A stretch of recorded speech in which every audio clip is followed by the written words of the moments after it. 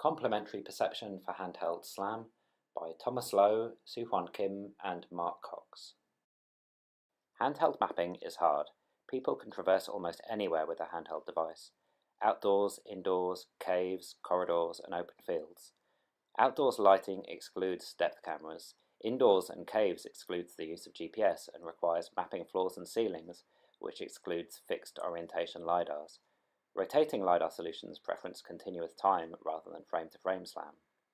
So the remaining technologies are continuous time rotating lidar and visual SLAM. These both have had commercial success, but neither work in all cases. In dark caves or blank office walls, vision will fail.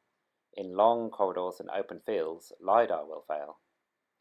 We present a continuous time algorithm for fusing these two technologies in a complementary fashion.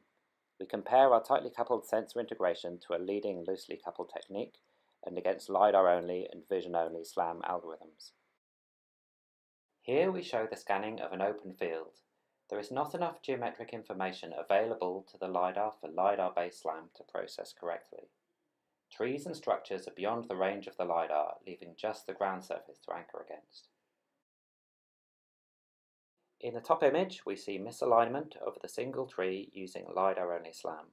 The bottom image shows our method, where the reobserved tree is correctly aligned. Now we compare our approach to the loosely coupled camera and LiDAR method. As we can see, the loosely coupled method also works in this case, as there are many unique visual features available. The pure LiDAR SLAM is the only method that fails in this situation, as marked in pink here.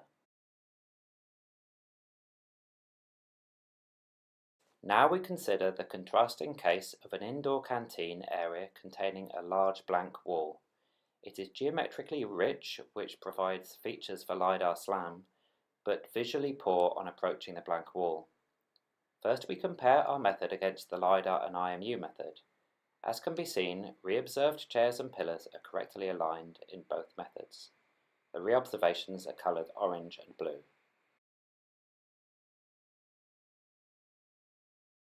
Next, we compare against the loosely coupled camera-LiDAR integration. As can be seen in the top image, the reobservations of the chairs, rendered in blue, are not aligned with the original observation in orange.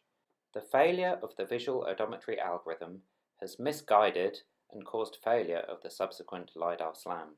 So in this case, the loosely coupled method has failed.